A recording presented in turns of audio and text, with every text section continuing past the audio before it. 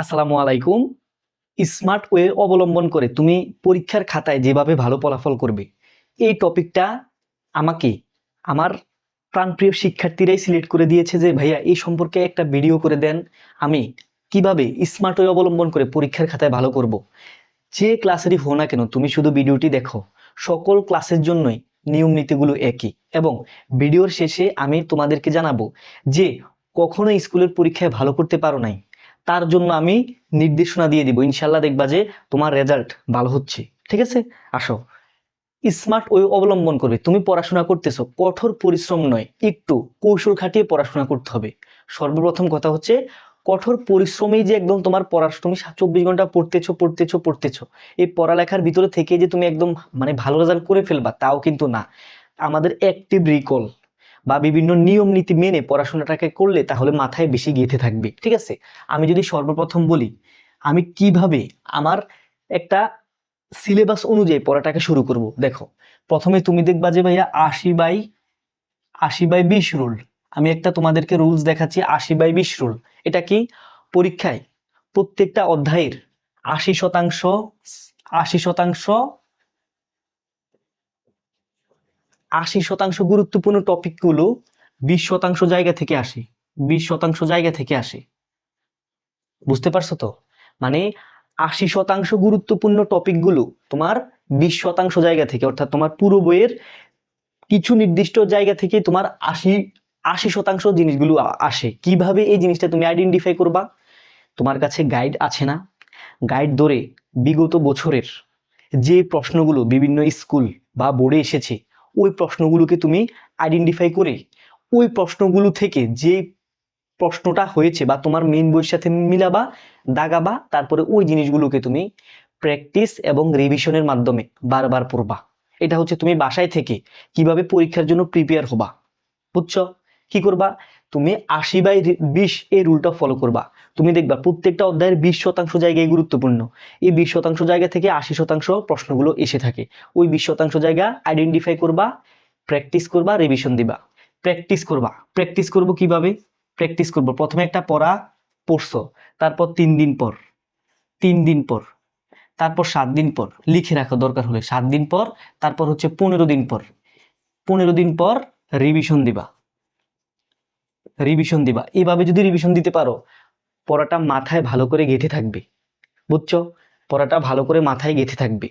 তাহলে যেই কোনো একটা অধ্যায়ের 20% জায়গাগুলো বেশি গুরুত্বপূর্ণ। এগুলো আমরা গাইড বা বিগত বছরের প্রশ্নগুলো দেখে আমরা আইডেন্টিফাই করে ওই অংশগুলো ভালো করে পড়বো। তারপরে একটা পড়া কি করব, আমি পড়া শেষে 3 দিন, 7 দিন, 15 দিন পর রিভিশন দেব। কি করবা? তুমি এভাবে যদি ফলো করে পড়ো প্রত্যেক দিন, আহামরি 8, 10, 12 ঘন্টা না পড়েও তুমি অল্প কিছু সময় পড়ে 6, 7 ঘন্টা পড়েও তুমি এভারেজ পড়াটা ঠিক রেখে খুব ভালো রেজাল্ট করতে পারবে। এগুলো হচ্ছে স্মার্ট ওয়ে। তারপরে কি করব? তারপর হচ্ছে তোমার যদি 3 নম্বর, তোমার যদি সম্পূর্ণ সামনে একটা এক্সাম চলতেছে বা এক্সামের রুটিন দিয়ে দিছে বা সিলেবাস দিয়ে দিছে, ওইখানে তোমার অধ্যায়ের সিলেবাসটা একটু বড় বা বইয়ের সিলেবাসটা একটু বড়, ঠিক আছে না? তুমি যে সিলেবাসটা তুমি কমপ্লিট করতে পারবে, দেখো, সিলেবাসের অ্যাটলিস্ট 80% ভালো করে কমপ্লিট করে ফেলবা। কারণ তুমি পুরোটা কমপ্লিট করে কিছু না দেওয়ার চেয়ে 80% ভালো করে কমপ্লিট করে ফেলবা। তোমার পরীক্ষার সিলেবাস কখনো 100% তুমি কমপ্লিট করতে পারবা না, এটা মাথায় রাখো। তাহলে আমি যে 80% ফলো করব বা আমি যে 80% কমপ্লিট করব, ভালো করে কমপ্লিট করে ফেলবা। এই সকল কিছু নিয়ম অনুসরণ করে তুমি পড়বা। তোমার মানে পরীক্ষায় এমন কোনো প্রশ্ন নেই যেটা বাইরে থেকে আসবে না। যদি বাইরে থেকে না আসে, তুমি তো দিতে পারবেই। আর দিতে পারা মানে তুমি পরীক্ষায় ভালো করবাই।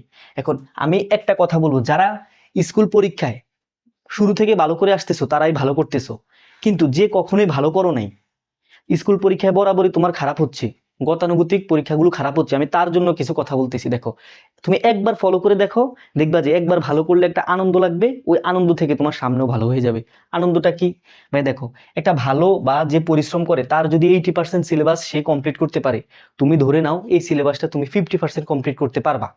কারণ তুমি ওর মতো পরিশ্রম করে পড়ো না, তুমি অল্প অল্প করে পড়ো। এই জন্য তুমি পরীক্ষার আগের রাতে সকল কিছু দেখে যাও, আলটিমেটলি কিছুই তুমি পারো না।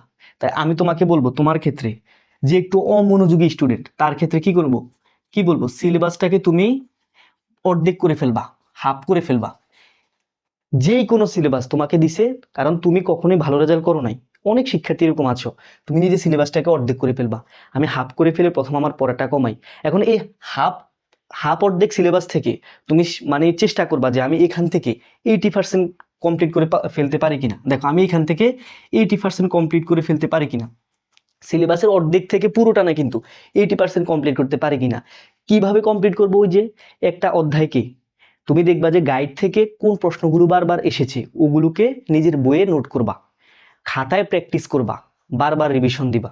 একই নিয়মে 3 দিন পর একটা পড়া পড়ে, 3 দিন পর, 7 দিন পর, 15 দিন পর, এভাবে রিভিশনটা দিবা, মাথায় সেট হয়ে থাকবে। এই একবার তুমি এইভাবে যদি একটু পরীক্ষা দিয়ে যাও, হয়তো তুমি এই ভালো স্টুডেন্টের মতো ভালো করবে না, কিন্তু তোমার পূর্বের পরীক্ষাগুলো থেকেও বর্তমানের পরীক্ষাটা ইনশাল্লাহ ভালো হবে, এবং এইটাই তোমার আগামী পরীক্ষাগুলোকে আরো ভালো করতে সাহায্য করবে। তো যেই এই ভিডিওটি দেখছো, আশা করি আমি যেভাবে বলছি এভাবে যদি পড়ার স্ট্র্যাটেজিটা তুমি ঠিক রেখে পড়তে পারো, ইনশাল্লাহ তুমি খুব স্মার্টভাবে অনেক ভালো ভালো মানে স্কুলের পরীক্ষাগুলোতে অনেক ভালো ভালো রেজাল্ট করে নিয়ে আসতে পারবে এবং এই ধারা অব্যাহত রাখতে পারবে। তো ঠিক আছে, সবাই ভালো থাকো। আসসালামু আলাইকুম।